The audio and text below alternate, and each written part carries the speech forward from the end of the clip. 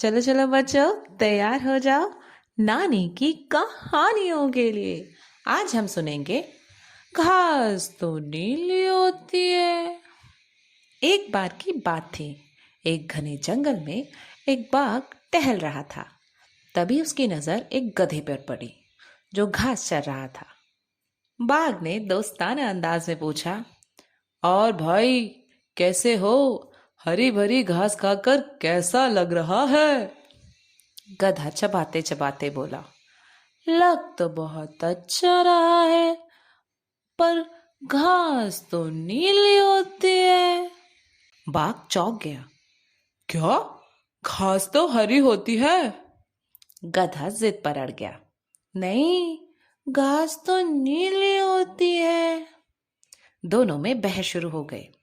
गधा अपनी बात पर अड़ा रहा और आखिर में बाघ जुझला कर बोला, चलो जंगल के राजा शेर के पास चलते हैं, वही फैसला करेंगे।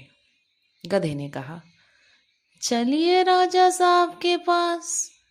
दोनों शेर के पास पहुंचे, जो भी शिकार के बाद दोपहर की नींद के लिए तैयार हो रहा था।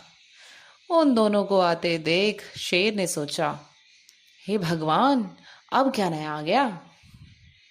किसी के कुछ कहने से पहले गधा उछलते हुए बोला, महाराज, देखिए ना, करीबन एक पहर से ये बाघ मुझसे बहस किए जा रहे हैं कि घास हरी होती है, हरी होती है, पर घास तो नीली होती है।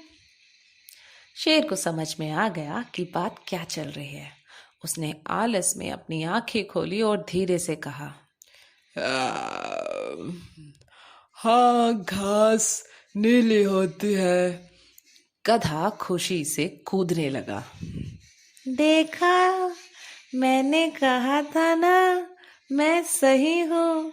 और वो खुशी खुशी चला गया। गधे के जाते ही शेर ने बाघ की ओर देखा और कहा, तुम्हें 3 दिन की सजा दी जाती है। बाघ हैरान हो गया। महाराज, मेरी गलती क्या थी? शेर ने गहरी आवाज में कहा, तुम्हारी गलती यह नहीं थी कि तुम सही थे, बल्कि यह थी कि तुमने एक गधे के साथ व्यर्थ की बहस में समय बर्बाद क्यों किया। उससे बहस कर कर तुमने अपना समय बर्बाद किया और यहाँ आकर मेरा समय बर्बाद किया।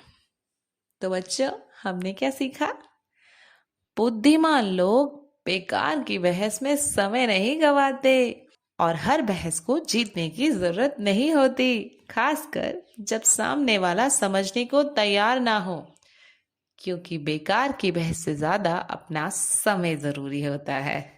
बहुत अच्छे, धन्यवाद। मिलते हैं अगली कहानी के साथ।